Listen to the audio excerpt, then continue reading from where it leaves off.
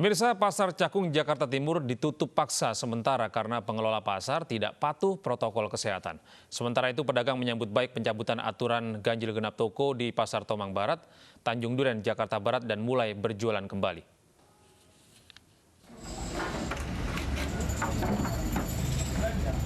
Petugas Satpol PP Kota Jakarta Timur menutup paksa Pasar Cakung Kamis siang.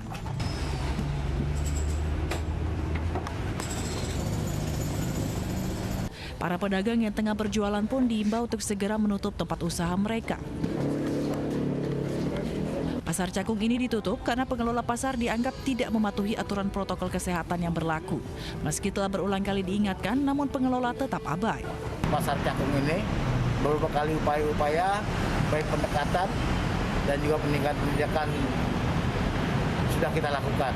Tetapi karena memang banyak pelanggaran dan juga tidak ada upaya kooperatif dari kepala pasar untuk menegakkan protokol kesehatan di Pasar Cakung ini. Meski mengaku pasrah, namun penutupan pasar selama 3 hari ke depan dikeluhkan para pedagang. Mereka khawatir penutupan ini berdampak terhadap kondisi perekonomian mereka. Kalau sesudah nutup 3 hari ya mudah-mudahan penyakit udah pada hilang lah. Kendalanya ya ada sih, maksudnya ya gimana 3 hari ya nggak aktivitas ya bengong-bengong aja gitu. Nah, habisnya gimana orang karena itu petugas kan tugas dari atasan juga. Selama ditutup, seluruh area pasar akan disemprot cairan disinfektan. Selain lapak pedagang, sejumlah akses masuk menuju area pasar turut ditutup petugas dengan menggunakan beton. Dari Jakarta, Rio Manik, iNews melaporkan.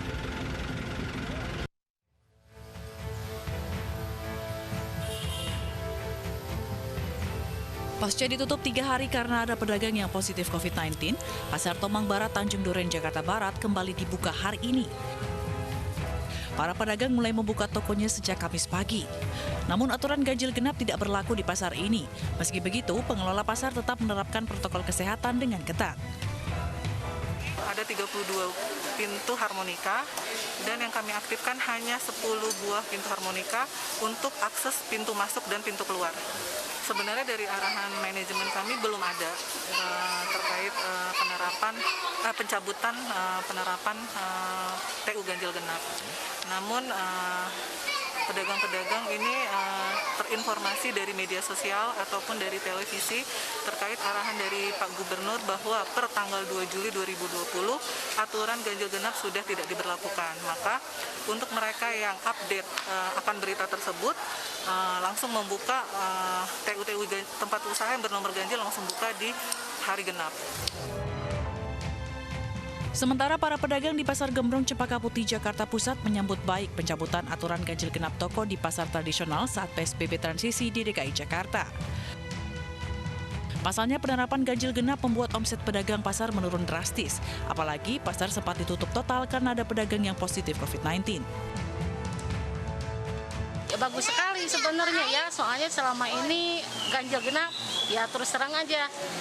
Buka satu sisi, yang satu sisi ditutup, itu kami bingung mau apa yang dijual, sedangkan jual 2 bagian ini, yang satu buka, yang satu tutup.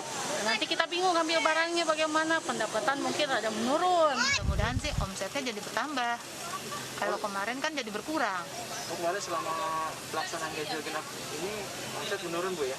Drastis. Drastis Bu ya? Drastis, bisa sampai 50%.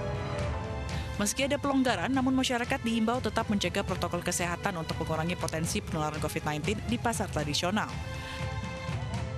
Dari Jakarta, Miftahul Gani, Sofyan Firdaus, iNews melaporkan. Jumlah kasus positif COVID-19 di DKI Jakarta terus meningkat. Pemerintah Provinsi DKI Jakarta menggelar rapid test massal di permukiman warga.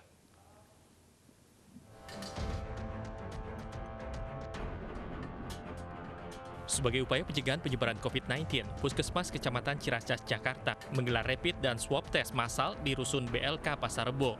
Rapid test gratis dengan target 200 orang di Rusun merupakan yang pertama kalinya. Jika diketahui hasil rapid test reaktif, maka warga diarahkan untuk swab test. Selain rapid test, petugas Puskesmas juga mengedukasi warga untuk selalu menerapkan protokol kesehatan COVID-19.